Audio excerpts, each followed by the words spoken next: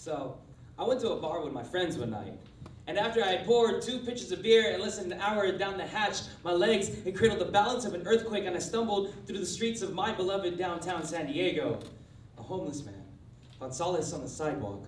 And as I looked at him through my beer goggles, I reached into my pocket of drunken kindness and pulled out $1 wrinkled in time. And as I tucked it into his hand, my mind got behind the wheel and then smashed into this jaywalking thought that I've been having for years. Where is home?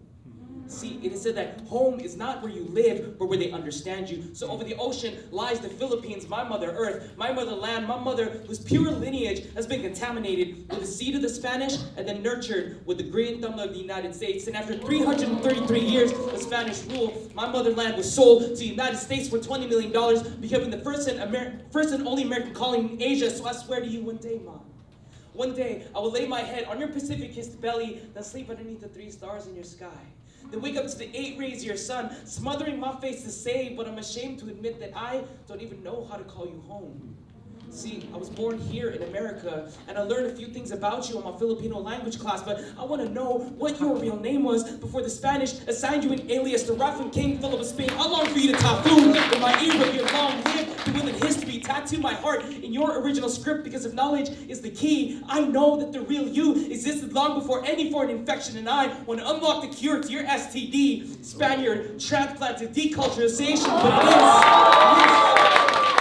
it is a hyphen in Filipino-American that makes my identity look like it's in handcuffs and arrested development from when America took over your Pacific-kissed navel. Miranda writes to remain pledged to a star-spangled soil that's rooted itself so deep inside you that you no longer feel beautiful, so you've shot yourself up with American Pilico Botox, making you look better on the outside. But what about what is within? I watch you try to keep yourself together by tearing yourself apart, and you contracted AIDS. An American imperialist democratic system is because of this.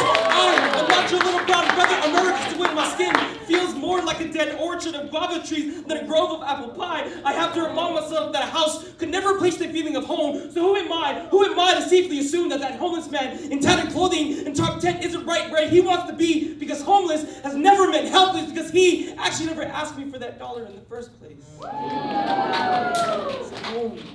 It's not where you live, but where they understand you. So that night, I was in my beloved downtown San Diego with 2 pitchers of beer on my tab and my legs cradling the balance of an earthquake.